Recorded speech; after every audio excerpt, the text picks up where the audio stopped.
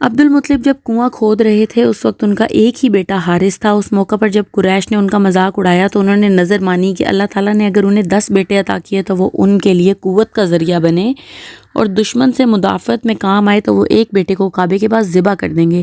اللہ تعالیٰ نے عبد المطلب کو 10 بیٹے عطا کر دیے۔ جب انہوں نے محسوس کیا کہ اب وہ مناسب قوت کے مالک ہو گئے ہیں اور دشمن کا آسانی سے مقابلہ کر سکتے ہیں تو انہوں نے سب لڑکوں کو جمع کیا، انہیں اپنی نظر سے آگاہ کیا اور نظر پوری کرنے کی ترغیب بھی دی۔ فرما بردار بیٹوں نے باپ کی مرضی کے سامنے سر تسلیم خم کر دیا اور پوچھا، اب یہ نظر پوری کرنے کی کیا صورت ہوگی؟ انہوں نے کہا، تم سب ایک ایک تیر پر اپنا نام لکھ کر لاؤ۔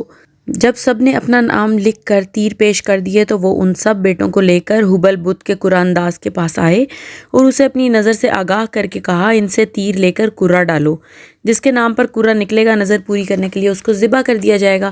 عبد المطلب کو اپنے بیٹوں میں سب سے زیادہ محبت عبداللہ سے تھی۔ ان کی آرزو تھی کہ قرہ ان کے نام کا نہ نکلے، اس لیے جب قرہ انداز نے سب سے تیر لے کر قرہ ڈالنے کی تیاری کی تو عبد المطلب حبل کے پاس کھڑے ہو کر اللہ تعالیٰ سے دعا کرنے میں مصروف ہو گئے۔ قرہ انداز نے قرہ نکالا تو وہ عبداللہ کے نام کا نکلا۔ عبد المطلب نے نظر پوری کرنے کے لیے عبداللہ کا ہاتھ پکڑا، چھری سنبھالی اور انہیں لے کر ذبح کرنے کے لیے اصاف اور نائلہ کی طرف چل پڑے۔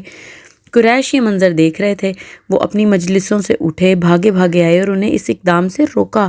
عبداللہ کے ماموزاد مغیرہ بن عبداللہ بن عمرو مخزومی کہنے لگے، اللہ کی قسم جب تک بچاؤ کی تمام تدبیریں ناکام نہ ہو جائیں تم اسے ذبح نہیں کر سکتے۔ اس کی جان بچانے کے لیے ہمیں اپنا سارا مال بھی قربان کرنا پڑا تو ہم دریغ نہ۔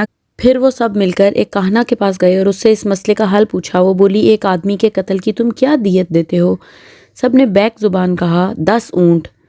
یہ سن کر وہ عورت بولی، تم اپنے گھر واپس جاؤ اور اس بچے اور 10 اونٹوں پر قرہ اندازی کرو۔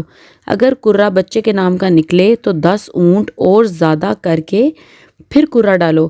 اسی طرح 10 اونٹ بڑھاتے جاؤ۔ جب اونٹوں کے نام کا قرہ نکلے تو انہیں ذبح کر دو اور سمجھو کہ اللہ راضی ہو گیا اور تمہارے بیٹے کی جان بچ گئی۔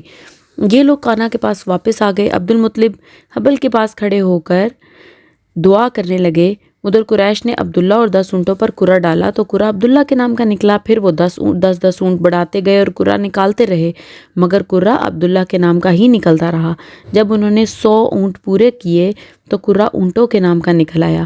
جب انہوں نے اپنی تسلی کے لیے 3 دفعہ قرہ ڈالا، تینوں مرتبہ اونٹوں ہی کا قرہ نکلا، چنانچہ 100 اونٹ ذبح کر دیے گئے اور ان کا گوشت سب کے لیے وقف کر دیا گیا۔ عبد المطلب اور ان کی اولاد میں سے کسی نے بھی اس گوشت میں سے ایک بوٹی بھی نہ لی۔ جو شخص جتنا چاہتا گوشت لے جاتا، کسی کے لیے ممانعت نہ تھی۔